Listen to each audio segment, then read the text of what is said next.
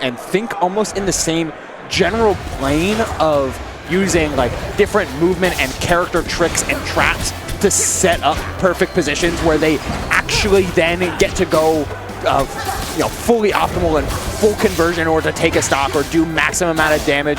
The preparation that these two put in is extremely similar, and the matchup that these two play is one with a lot of history. Forsburn and Absa have just such a defined role in not only Rivals of Aether 1 lore, but now because of these two players playing at the level that they can play, Rivals of Aether 2 lore too. The funniest thing too is that like in this game, they're like the sole reps of both their characters, not sole reps, but like sole top level reps of their characters. Yeah. And so many naysayers for both these characters, and seeing them here consistently making it this high, it's like, yo, you guys are all stupid. These characters are insane. And clearly showing us that Absa's got the stuff. She's got the stuff. And always will tell you, Absa can do it. She's just hard. Difficult to play at a high level. Punishing to play at a high level. And Forsburn is not as punishing as Absa can be, but still requires a lot of like setup and set play to maximize efficiency. Like, if you're able to see everything that Forsburn can do and is doing coming from just like an on approach and on a speed factor, you can counterplay all of his buttons with relative consistency. The problem is he has a mechanic that prevents you from seeing what he's doing, and then it turns into just really opportune opportunities like a prime whiff punish on a mid-air nair for a perfect back air. You know, and getting those classic up air strings coming out in spades, especially on Merchant Board here with the perfect setup. These silver platters for, hey man, up air me right here. I got you, dog. Waiting for the opportunity to catch CakeAssault on the landing there as well. So enough of it. Go for that keep off the sides. And I'm gonna go for the immediate hold down to get back onto that platform. Hang on away from this Forsburn. But CakeAssault trying to bring the pressure right now. But the aggression, the gumption on this Absa to chase the force all the way down. And then calls out the jump again. Dude, what's wrong with this guy? 2 for 2, and those super low DJC fares to add a third layer to the shield pressure that has been coming out from Ant. Perfect. Forsburn sucks, by the way. Yeah, that was crazy, D. I don't want to hear it, buddy. Oh man, he couldn't find a confirm at 80. Oh man, this guy sucks. Cape should work. No, disagree. All right, sure.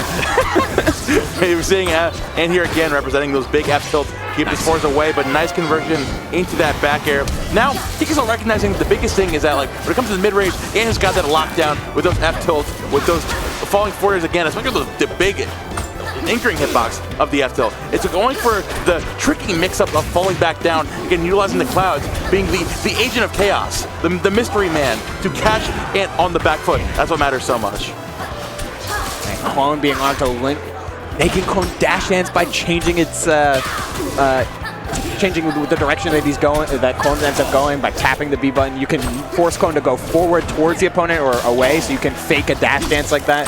Like, Cake has been pretty insistent on letting things linger in this game, whether it be Clone, who just ends up hanging out doing something, or like lingering nairs, lingering down airs that are pretty high up. Those high platforms on Merchant Board, allowing for a lot of different like heights and timing mix-ups because of it, that Ant is also using some pretty great effectiveness. Oh, down air, completes the combo with it while threatening more opportunity, and all of this smoke here, Momo, as we go for the reset, tries for the down strong, bets it all, but Ant goes for the tech roll in, covered every option but that one, and Ant finds the way out of danger. Dude, I have to assume Ant has like seriously went back and like studied CakeAssault gameplay. Because considering many things, one, his presence in neutral, catching Cake's like fade back options, the way he's trying to represent damage with the run back down tilts, the way he's trying to set up Clone on high on Merchant Board platforms, his consistent defensive options is up and away. And consistently, that's how Ant's been catching him. At the end of that game, CakeAssault's patented, as I've catched him, of that charge down strong from the ledge and saying, I'm good, buddy. There's one option you're not covering. I am out of there. Most people are ready for roll in. Because why would you, that's an obvious option. Ant's like, no. I know you're about CakeAssault. You're not getting that. It's being prepared. It's something I feel like Ant is just so good at. That's a tough one. Definitely Ant was holding down and away there to try and get to the platform and tech roll. So the DI out there, I guess, just unfortunate to come up. Cake is not interested in whatever Ant is selling in this game too. Clearly not, man. Aramata, this stage is a bit Great volatile. stage for Forsburn. Yeah, I'll give you that one. Yeah, sure. for Forsburn. Yeah, for other characters, not so much. Yeah, but like, yeah. for Forz, he really benefits off of the blast zones, the width of the stage, the height of the platform, the fact that the platforms separate. It allows you to play the plat drop game super well and also give you recovery mix-ups. It's consistent, it's reliable. The only downside is the walls are kind of funky. Oh my God. Why did you go that way? That was the angle ever. Ant trying to find some momentum here in this game. Weak hit back air. Ford is still not going to find the sweet spot though. So trying to take advantage there. Looking for the triple grab. Still isn't going to find the landing there. Now Ant waiting for a landing from center stage. F-Soul back away onto that platform. Looking back through with those nairs. And still biding his time despite everything. But man, CakeAssault, the consistent pressure in this game has been non-stop. Yeah, the change up in style, like almost instantly from that previous game. In the previous game, like I said, he was letting things linger a lot more. High nairs, high down airs, everything in between.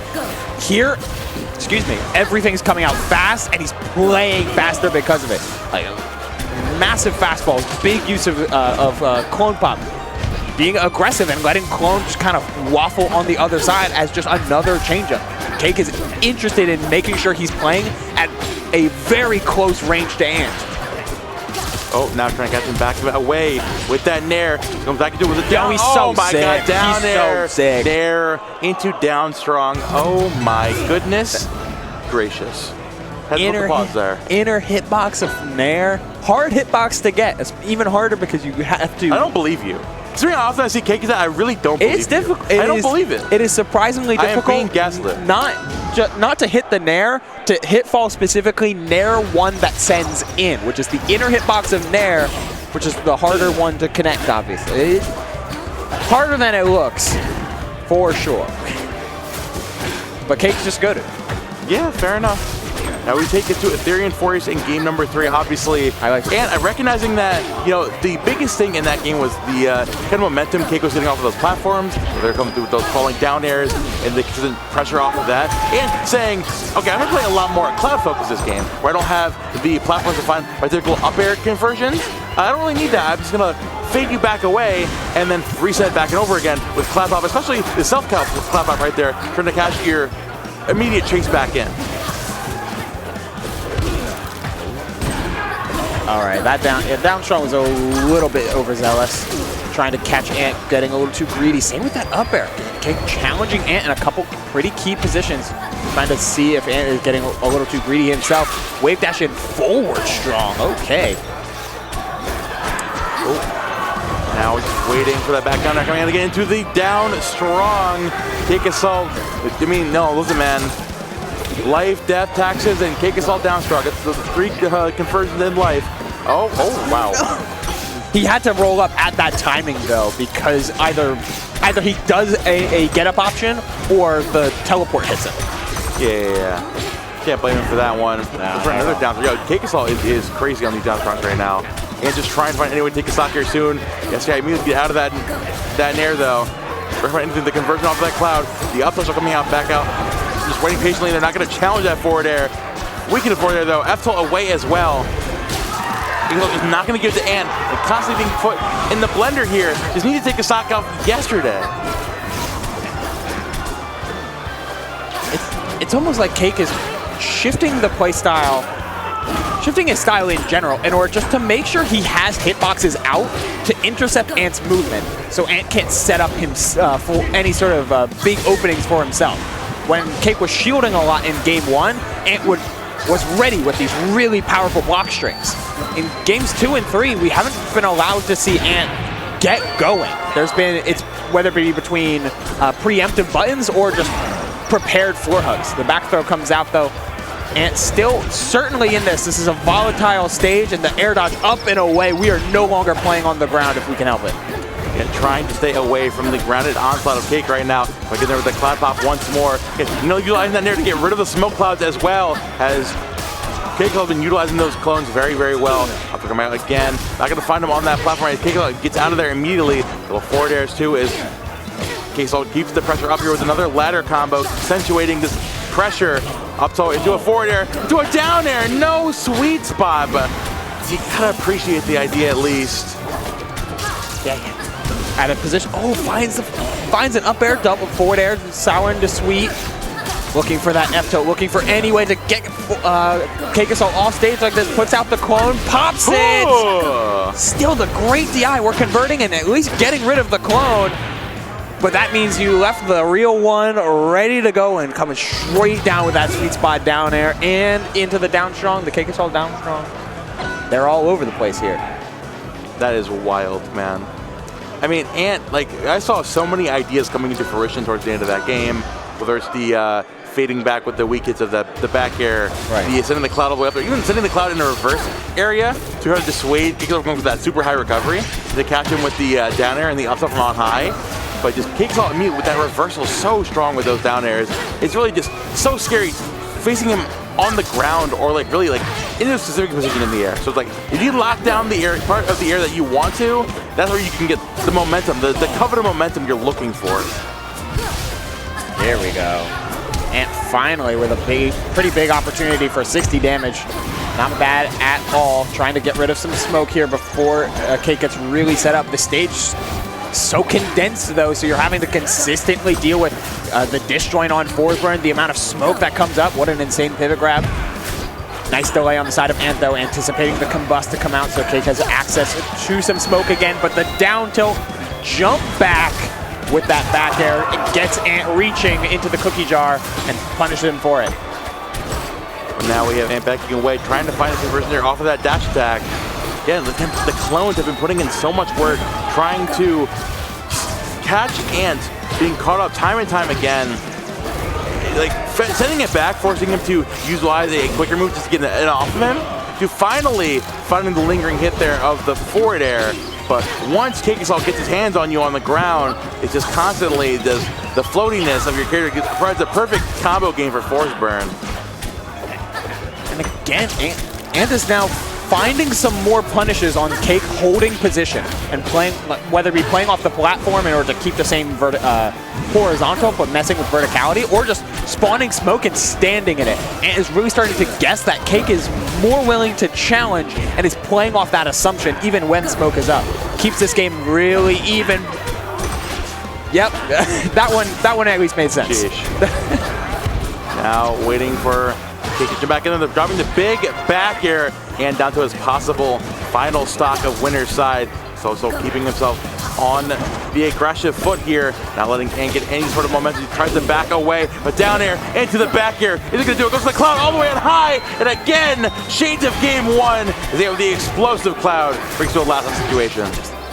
Perfectly in tune with some of these instant defensive options, whether it be between spawning clone or jumping or doing both. Ant has got it down pat, and at worst is breaking the clone and preventing the clone dash. At best, he's taking the stock off of it. Pretty good trade. Yeah, I can't really blame him for that one. Oh, not gonna go for that downer though. CakeAssault still trying to get the pressure up. Oh, another downer conversion off of that. There's no jump here on Ant. Has to make a big play to get back on. Just challenge straight on from the forward hug and end up making it back, keeping this game pretty even. Absa can make some explosive stocks on this stage. Just needs to find one big sweet spot, one big opener. Instead, it's Cake anticipating the jump, finding a big backer. Smoke is all over. Oh, he guessed it. Ant guessed the spot dodge. Moment we're seeing Ant start to make these plays, but Cake with the teleport to smoke, and yet Ant is still alive. Oh, the max smoke charges here. Getting back with the cloud pop. So hanging on, trying to dissuade. CakeAssault coming back in there. Before they're coming out again. The explosive roll. He went out. What was that angle? Ant is still alive. Get back with the cloud again. Waiting for CakeAssault to make an option here on that Ethereum platform. Coming back through with the forward air. Oh no, not like that. CakeAssault finding the up air at the end and taking it 3-1 over Ant. What a weird game we play. What a weird game.